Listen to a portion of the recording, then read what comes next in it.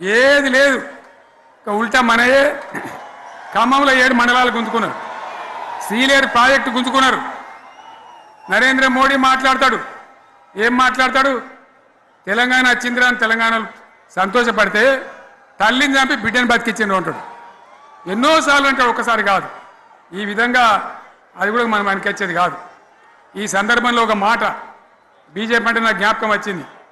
ఇవాళ కేంద్ర ప్రభుత్వం కగార్ అనే ఆపరేషన్ పేరు మీద ఛత్తీస్గఢ్లో యువకులను గిరిజనులను ఊచకోత పోతా ఉన్నారు.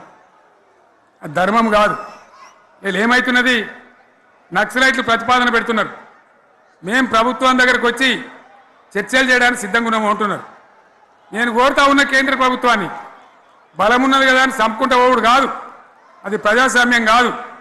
ఆపరేషన్ కగార్ వెంటనే ఆపేయండి. వాళ్ళని పిలిచి, ఆ నక్సలైట్లను పిలిచి డెమోక్రటిక్ స్పేస్ ఇచ్చి చర్చలు జరపండి. వాళ్ళు ఏం మాట్లాడతారో చూడండి.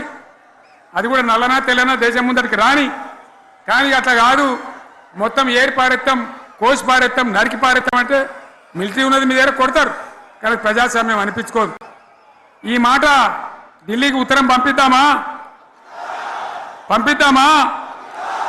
మీరందరూ సపోర్ట్లు కొడితే తీర్మానంగా భావించి దాన్ని కేంద్రానికి పంపిద్దాం.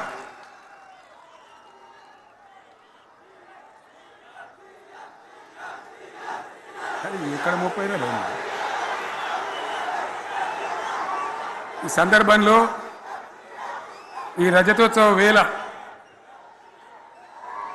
నేను మీ అందరికీ, ఇక్కడ ఉన్న వాళ్ళకు, సభలో లేని వాళ్లకు, టీవీలో నా మాటలు వినే వాళ్లకు, యావత్తు తెలంగాణ సమాజానికి బీఆర్ఎస్ గులాబీ జెండా రజతోత్సవ శుభాకాంక్షలు మరొకసారి తెలియజేస్తూ, మీరందరూ కూడా ధైర్యంగా ఉండండి.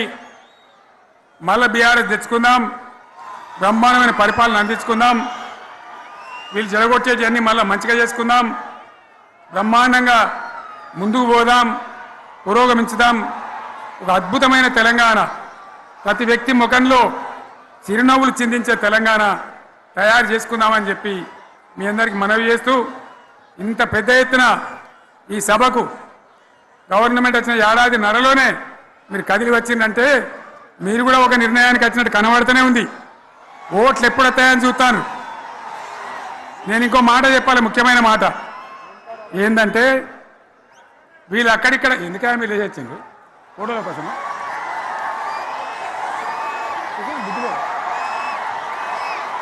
ఒక మాట చెప్పాలి.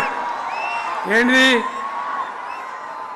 ప్రభాకర్ రెడ్డి అని మా ఎమ్మెల్యే ఉన్నాడు, దుబ్బాక ఎమ్మెల్యే.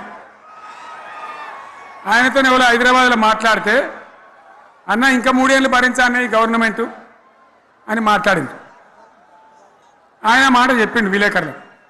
అలా చూసారా మా గవర్నమెంట్ పడగొడతారట. మేమెందుకు పడగొడతాం రా భయ్? మాకేమైనా కాల్చేరు గులగుల పెట్టినాయా? మేమా కిరికిరి పని చెయ్యం. బిడ్డ మీరే ఉండాలి. ఓట్లు తీసుకున్నారు, చక్కగా పని చేయకపోతే మీ ఈపులు ప్రజలే సాఫ్ చేస్తారు. అంతే కదా? మేము పడగొట్టాం, మీ గవర్నమెంట్ పడగొట్టాం. ఎందుకంటే మీ సంగతి ఏందో మా సంగతి ఏందో ప్రజలకు పూర్తిగా అర్థం కావాలి.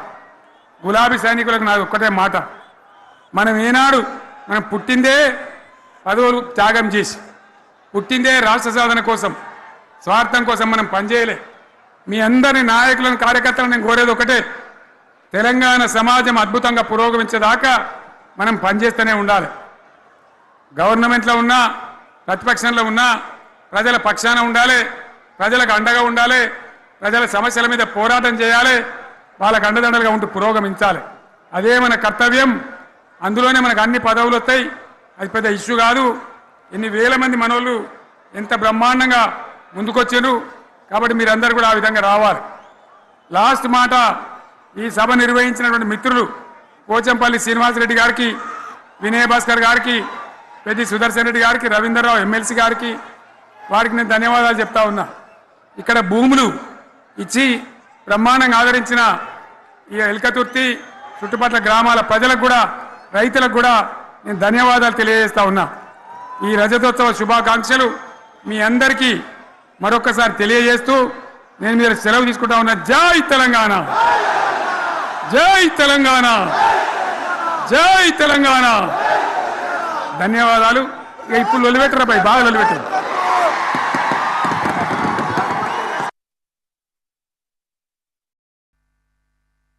అది తెలంగాణ తలరా.